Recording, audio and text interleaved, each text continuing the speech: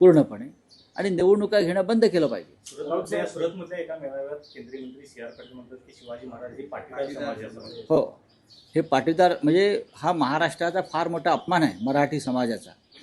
छत्रपती शिवाजी महाराज हे महाराष्ट्राचं, मराठी माणसाचं आणि हिंदवी स्वराज्याचं एक दैवत आहे.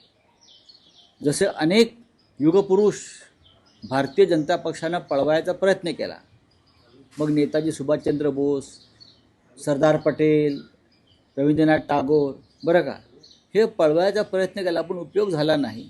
शेवटी आता ते छत्रपती शिवाजी महाराजांना पळवायचा प्रयत्न करतात गुजरातला.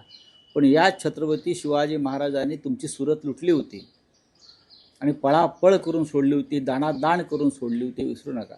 माझ्या भारतीय जनता पक्षाच्या नेत्यांना एक आव्हान आहे, बरं का, तुम्ही शिवाजी महाराजांना जात लावू नका.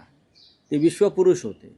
आधी अरबी समुद्रातलं शिवस्मारक पूर्ण करा आणि मग शिवाजी महाराजांची जात काढा. हां, पाटीदार होते, अमुक होते, तमुक होते, हा विषय आता काढण्याचा प्रश्न काय? महाराष्ट्राला आणि मराठी माणसाला डिवचण्याचा हा प्रकार आहे. आम्ही तुमचं सगळ्यात मोठं दैवतसुद्धा कारखाने पळवले, जमिनी पळवल्या, शिवसेना पळवली, राष्ट्रवादी काँग्रेस पळवली.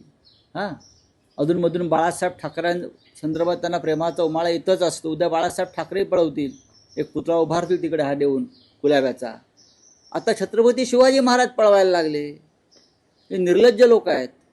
हां, शिवाजी महाराज पळवतात तुम्ही, महाराष्ट्र आराध्य दैवत आमचं. तुमच्याकडे काय दैवत आहेत का गुजरातमध्ये? बकासूर, अजित पवारांच्या भाषेत.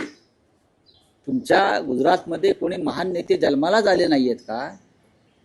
म्हणून तुम्हाला आमची दैवतं पळवण्याचं बकासुरी आनंद घ्यायचा आहे? सांगा ना.